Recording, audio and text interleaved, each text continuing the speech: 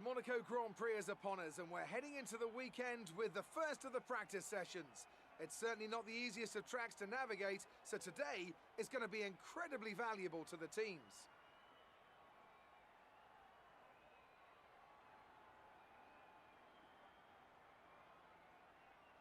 Low's hairpin is the slowest corner of any track on the Formula One calendar.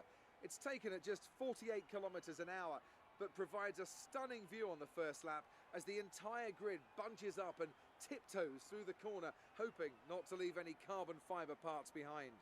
This is such a tight bend that a special steering rack is used just to get around this very corner, as the cars would not normally be able to make the turn. There is the possibility of overtaking through lows, but more often than not, you'll end up damaging your car.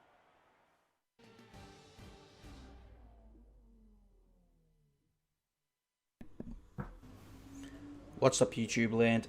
Zeno Gaming back with another installment of my F1 2019 career mode. Here today we are at the Circuit de Monaco for the Monaco Grand Prix, the ultimate driving circuit, the one everybody wants to win, and we are in for a completely dry weekend. We're in for a good weekend here at the Circuit of Monaco. As you can see, those two more bits came for the car, and the car is now moved into fourth in the development, ahead of Ferrari now, and that's really exciting news for our prospects moving forward this year to really start putting some points on the board. We haven't had a good start to the year, as you can see there at the bottom. Only scored the 1 point in the first 5 Grand Prix, so we really need to turn our season around here today at Monaco. It hasn't been the best start to the season, and also Giovinazzi is also yet to score a point, so we definitely need to turn it around, and with the car heading in the right direction we can do that. So now here, this is qualifying, and you can see that the this is the first run in Q1, and you can see we've lost 4th gear, and this was the first gearbox problem. I did all of practice, obviously practice 1 and 2 you have the event gearbox, the practice gearbox, which is not as worn as your race and gearbox, but this is now the race and qualifying gearbox, and it was a little bit worn after the last race in Spain. I knew that. You can see they're struggling with the car, hit the wall there in our first run, and the gearbox, it came good eventually on this first run in Q1. I did 2 laps on the same set of tyres and were able to slightly improve. This is now on another set of tyres in Q1. The gearbox is fine at this point, and we come through to go only a half a tenth quicker, but it's a half a tenth that could prove valuable at this point in time. Didn't really matter too much, but still good to put the lap times down around this circuit in qualifying to get into the groove. But yeah, as I said, the gearbox is not in good shape at the minute. I'm hoping it can hold on through qualifying and the race. You don't want to be taking 5-place grid penalties around this track. So yeah, we're going to have to really monitor that closely, and we'll see how that goes for the remaining 2 sessions. If we can make it through to Q3, we've got pretty good pace here, it looks like.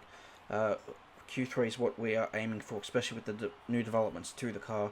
But also, as you can see, Norris, Stroll, Kimi Räikkönen in the Alfa Romeo is out, and the 2 Renaults at the back. But that was unbelievable to see that Räikkönen was out. And here's our first run in Q2, clipping that inside tyre barrier with the rear tyre. Not what you want to do at Monaco. This is now the same tyres on the next lap, and we come through to do a 1 minute 10.4, which was our best time of the day so far. So now we come to the end of Q2, and we are once again improving using all of the track here.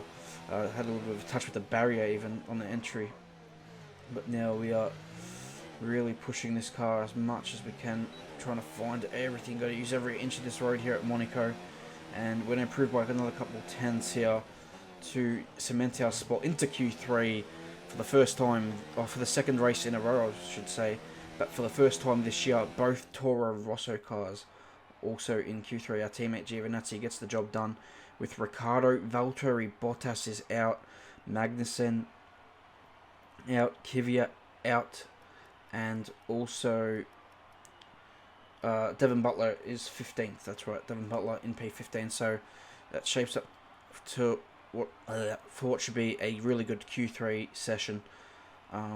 It's been a interesting qualifying here at Monaco. Hulkenberg was quickest in Q1. He's 10th here in Q2. So we'll see how it all plays out.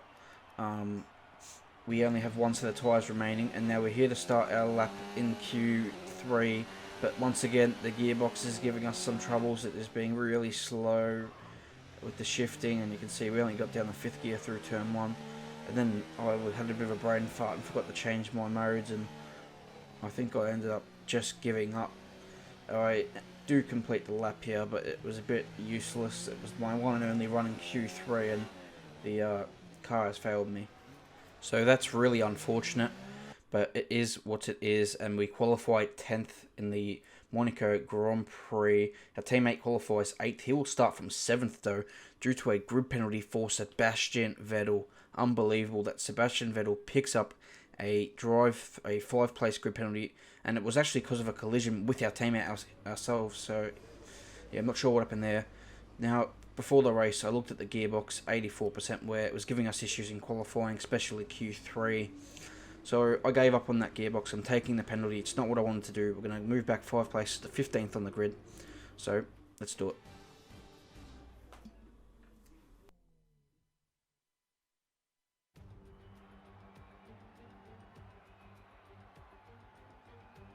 Motor racing has come a long way since the first Grand Prix of the early 20th century.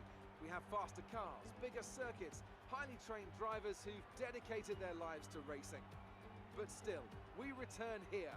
Still, it remains the most desired victory in Formula One. Still, we race the Monaco Grand Prix. We're on the French Riviera once more this weekend at the 2-mile-long Circuit de Monaco. The cars climb around 40 metres up through Beau Rivage, onto the casino, and then descending down towards the harbour through Sector 2. It's a very short run from pole position to the first of the 19 corners here, 7 to the left and 11 to the right. There's one single DRS zone as well, so don't expect that to make overtaking any easier today.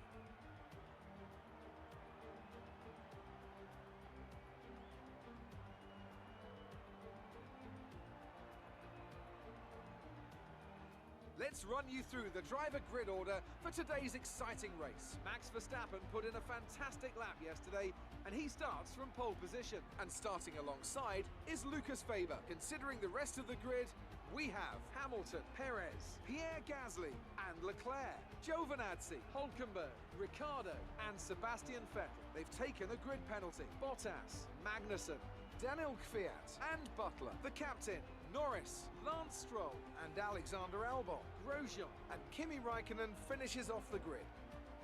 And with lights out just moments away, it's time to go down to the track.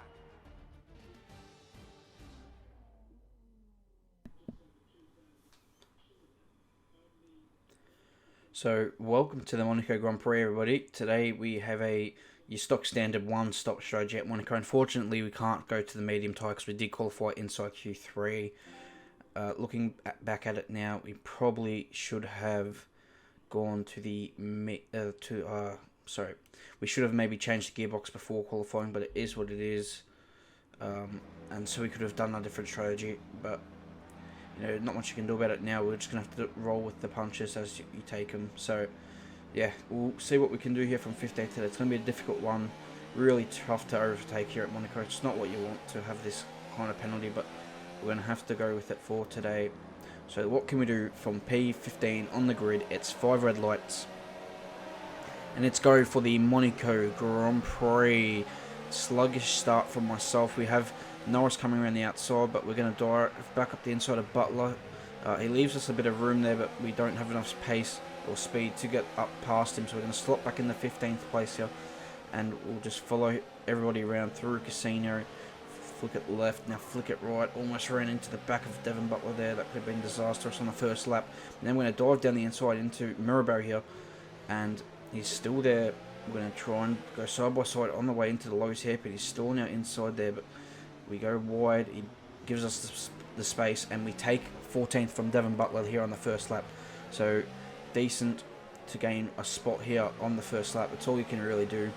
Gain as much time as you can, and now we are sitting behind Danny Kvyat here in 14th place, and now it's all about just finding the rhythm, not wanting to make any early mistakes. Don't want to put it into the barrier and have to change the front wing or anything stupid like that. So we'll just see how we go here, and we'll see what we can do from 14th here. You can already see how I'm looking for ways to maybe get underneath Kvyat. Can't find a way through though on this time around, and you're just going to be really inventive with your lines around here in some of these corners. You can see here now, moving on to lap 6, we're still kind of just stuck in this train and just like hanging back a little bit so I don't make too many mistakes, and you really just can't pass around here. And then I do make a mistake into the back. We've done what Lewis Hamilton done in 2008. We've smacked the wall. We've got a puncture this time for us. It's on the front right, where for Hamilton was on the right rear.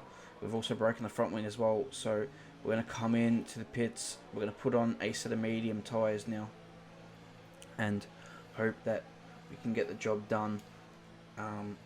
So yeah, we'll hope that it's we can get an undercut on everybody ahead. I know we're going to lose a little bit of time here with the front wing change, but it's only about 4 seconds. Slow getaway as well, so maybe 5-6 seconds we lose here. But we're going to come out now and we have to absolutely floor it. This is our first lap out of the pit lane and we are flying with a purple first sector. Now, middle sector, sorry, on our out lap. Now, our first flying lap, we set the fastest lap of the Grand Prix. Now, on our next lap, we set another fastest lap of the Grand Prix. So we are setting fastest lap after fastest lap, yeah, which is all we really need. And now you can see we come around here on the end of lap number 11, and Hulkenberg is coming out of the pit lane onto the hard compound tyre. So Nico Hulkenberg, I'm not sure where he was compared to us before, but we are right behind Nico Hulkenberg now, and he's coming out. So we are gaining massively. You can see where the cars are ahead. We've got a huge undercut, and we're also quickly gaining on the Renaults ahead, who have dropped a little bit from the pack. So we'll just have to see what we can do here. Now we're gonna be behind Hulkenberg, and we're gonna look for any way we can to get past Nico Hulkenberg, as we are also all the time gaining on the Renaults. See, we've got DRS here. We're going to have a look in the turn 1 that we are nowhere near alongside to make a move on Hulkenberg. He holds the position through turn 1. Here is the next lap, and you can see a few cars in the pits, including Alfa, Ferrari, and our teammate Giovinazzi. So we're going to go side by side with Giovinazzi. He's got the inside, we've got the outside.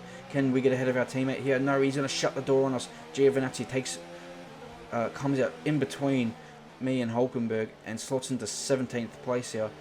So we know we would definitely be behind Giovinazzi. He was inside the top 10, so we've definitely gained a lot of time here compared to everybody else. As now there's yellow flags up ahead, and here I just back it off, got a little bit cautious, didn't know what was going to happen. And you can see it's Sergio Perez in the Williams, who qualified 4th place here for this Grand Prix. He's now looking like he's out of the Monaco Grand Prix. What a disaster for the Williams team. Sergio Perez is out, and now they're going to have to rely on Daniel Ricciardo for a good result here today. So, disaster for Williams, and not what they wanted for their man Sergio Perez. We're now here on lap 15, and you can see Hulkenberg stuck behind Grosjean in the Renault. We're just in this train here, and we're going to go a little underneath move here on Giovinazzi. Get up on the inside of him at Anthony's nose, and now we have the run down the straight with DRS, and that's all we needed to get past our teammate. So nice move there by ourselves to get past Giovinazzi to move us up into 16th place. We've got Vettel behind us as well, so he's behind us. So the undercut definitely worked for us. We gained a lot of time, but we're just now stuck behind Grosjean. We need to clear him if we want any chance to have a better result in this Grand Prix. And you can see here we're just frustrated now. We're going to try and go up the inside of Hulkenberg. He closes the door. We go in between him and the wall. We've broken the front wing. Hulkenberg bounces into the wall. It's a disaster here for us, and we probably just had to be a little bit more patient. Now it's a safety car. Safety car's been called out, so this is going to help us. We're going to now come in. We can get the front wing replaced, and I was running with a headset for this race for the first time ever, and was trying to speak into here the microphone to get some soft tyres set, and I knew it was hard tyres, and here I'm trying to get soft tyres to go to the end. I know they can make the end if I put soft tyres on. I've stopped, I've spoken soft tyres, and I've driven, but for whatever reason the game registered that as shut up Jeff, so that was really unfortunate because that cost us a bit of time as Grosjean's now in for his stop. He's going to take advantage of the safety car, come in for a set of mediums to go to the end of the race, so it works out well for Romain Grosjean, even though he's going to be last because the Renault just has no pace. I come in, we put the hards on, and then I put the same to the mediums back on because I didn't want to run to the end of the hards, so took advantage of that under safety car. It would catch up back to the queue now. This is the first lap of green flag racing again, and we're going to dive down the inside of Grosjean. Don't want to get stuck behind the Renaults again, so a good move into Rascasse there. And now we are behind Alexander Albon and a huge train. There's a Williams in the pit lane. It's Daniel Ricciardo, so terrible tactics there by Williams to pit him after the safety car. I'm not sure why they did that. So Ricciardo is now going to be behind everybody. Yes, he's going to have new boots, but you just can't pass here at Monaco. We have done a little bit of passing, but we also, from trying to overtake and be very aggressive, it's broken our front wing a few times in here. Albon's very slow into Mirabel. We're going to have a look down the inside, but nothing doing there. So we think better of it. And now we're going to go down the inside into the Lowe's hairpin. And we're just riding the curb, but we get through an Albon then. And fair play to Albon. He lets us go, knowing he probably doesn't have the pace anyway. So thank you to our former teammate. Now we're going to move later into the lap. We're going to do the same move to Grosjean as we did to Norris. We're going to do the same move to Norris as we did to Grosjean, sorry. And we do make that move stick. So now we are into 14th place. So we're just moving up slowly but surely. Or not slowly, we're actually moving up quite quickly. Now next lap, and here we are behind Stroll. Once again, going to go down the inside into Mirabeau. Now we're alongside. He doesn't turn in on us, and we can just squeeze him towards the wall, and he gives us the spot. So we take 14th away from Lance Stroll now. And yeah, just keep making these moves. Got to be very careful not to break the front wing though, as we did with Nico Hulkenberg. I've learnt my lesson at that corner there, I think, where Senna had his spectacular. Now we're going into Rascasse. We're liking this little move into Rascasse now. Going to make Magnussen not turn in, and by pushing him a little bit wide, and we take the position through Rascasse there. So that's a very important job that we have done there. And now we're going to do the same move on Raikkonen. We're almost going to the side of Vettel there. We back out enough to not make contact. And now we go around the outside of Raikkonen and we get the move done. Yes, we do. As we take Raikkonen, who's done well, to come from the back of the grid to be up down to 13th. But yeah, we're going to have to just keep fighting here. See what we can do. We get a poor exit here. So now we're under pressure from Raikkonen into the chicane here, and we're going to defend into the chicane. I brake very late, and Vettel was going very slowly through the chicane. We've tagged him, we've broken the front wing, and Raikkonen spun us. We do a 360 here. We've dropped the spot to Raikkonen and Stroll. A virtual safety car is deployed. Oh, another mistake from us there. Went way too deep into, almost put it in the wall there at the back as well. Went way too deep though at the chicane, and unfortunately tagged Vettel's left rear. He was going a bit slow. I didn't feel like I braked late. I would have made the apex easily, but you know, Vettel's car was there. Unfortunately, just trying to defend from Raikkonen is what it is. But the front wing was actually okay. I didn't want to change. I didn't want to lose the track time here. So we're back behind Stroll again. We're going to now go down the inside of him into Rascasse, and we take the position from him to move back to 14th. So now we're behind Raikkonen again. So we can make we are making progress in this Grand Prix. We're just making too many mistakes. And yeah, that's really costing us at this point of the time in this Grand Prix. And if we hadn't made all these mistakes, we might be in a little bit of a better position. So yeah, we'll just see how we can go here. It's a huge train. They're all behind Nico Hulkenberg, who I guess has a broken front wing. We're going to go down the inside, and we get, yeah, that happens. We went down the inside of Raikkonen, late move. Unfortunately, Magnussen was closer than I anticipated, and we've broken the front wing even more, so that was really unfortunate. Coming to change the front wing, I think my race is over at this point. I tried to put softs on and I forgot to do it. So the hards go on, and at this point I've given up. You can see where Verstappen is leading the Grand Prix. He's coming through the swimming pool now, so we're a very long way behind. But the cars ahead, Hulkenberg was going that slowly that we've caught back up to the pack again. and I was like, right, this is for points. So I've got 7 laps here. I need to just go through everybody as quickly as I can. I'm gonna throw everything at it now. We're gonna just risk it to see if we can score a point. We've broken the front wing that many times. We'll just throw something at it. So we're gonna go down the inside of Ricardo here into Raskas. Can we make it stick?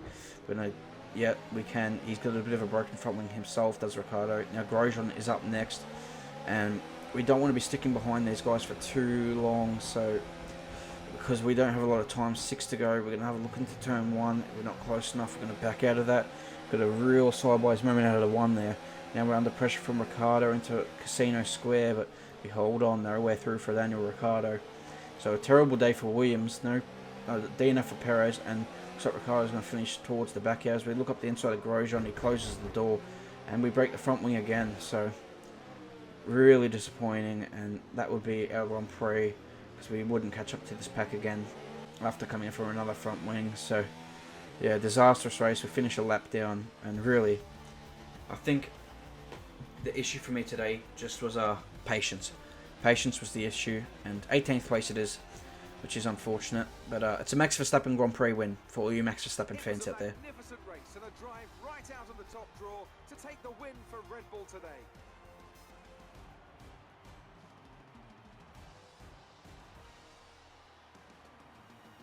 Anthony Davidson, how do you think they were able to set themselves apart today? Well, they played the safety car to absolute perfection.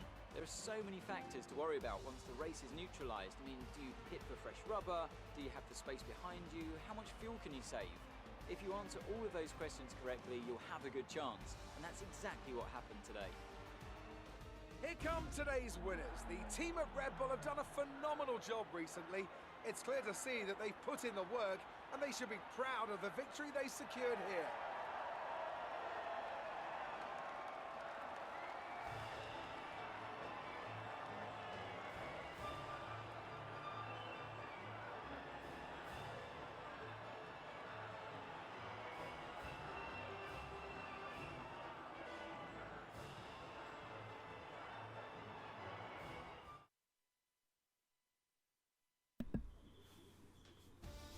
And after this round of the World Championship, here's how things look in the drivers' table. Lewis Hamilton takes the lead of the Drivers' Championship. Now, let's discuss, Ant. Who would you say is a contender for Driver of the Day? For me, it's Kimi Raikkonen, someone who definitely doesn't get enough attention for how well he performs out on the track. Let's move on to the constructors. It was a tough race for our championship leaders who lose ground at the top of the table. Meanwhile, a strong weekend from Red Bull this time out, and they improve their position in the championship. Well, Ant, an end to another fantastic weekend of racing. Thanks to everyone who joined us, and we'll see you for the next one. So that's your Grand Prix here for Monaco. Really disappointing Grand Prix for us. Drove a poor race, to be honest. I banged the wall early in the race, and then just really impatient. If I had stayed behind my teammate, he'd finished 7th in the end.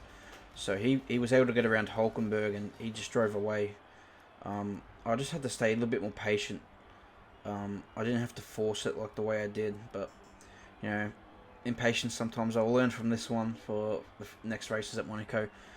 Just got to pick your spots a little bit better. There's only really, I found, if the cars are in traffic, it's a little bit easier to get past, but I think Raskas is really the only way you can get through around this track. Really, ideally, you'd love to be on pole position. You just don't have to worry about overtaking cars here at this track. But as we look at the championship now, our teammates jumped us. We're only still got the 1 point. But at the top of the championship, Hamilton retakes the championship lead by a point over Pierre Gasly. Verstappen taking the win brings him 35 points within contention. I'd say the top 5, and maybe Valtteri Bottas, if he can turn his season around, have a chance to win this title. But I would also almost exclude him. And if Williams can really progress their car, maybe Perez can have a chance. But I don't think that will happen. Coming post-race now, I went to the development to see. First thing I did, I went and updated the gearbox. I didn't want to have to do this, but if I can't get a gearbox through 6 races, I don't want to be taking grid penalties. So just a little bit of extra insurance. We're going to upgrade this gearbox for the future, and we'll just hopefully that helps on the wear side of things. And also looking at it, I looked into trying to upgrade some minor bits, but I was like 30 resource points short, so I ended up leaving it where it was. I was just looking here at what these prices were and stuff, and then I went to the engine, and we didn't have any minor components. I went and looked at the aero, and I was like 20 points off of like some drag settings here, as you'll see in a second. So that was really unfortunate. It was like 30 points. It's not ideal, but not much you can do about it. We'll have to wait till the next time, next Grand Prix, to add these to the car. So yeah, we'll see what we can do for the next one in Montreal. I do like that circuit a lot more than I like Monaco. It's not my favourite track, just for the fact that I just can't drive a clean race around there. I always 50% race, 39 laps. I just can't seem to do 39 laps without making a mistake at Monaco. But anyway, I hope you guys enjoyed today's video. Please leave a like, subscribe, and I'll see you guys for the next video in Canada for the Montreal Grand Prix. Goodbye.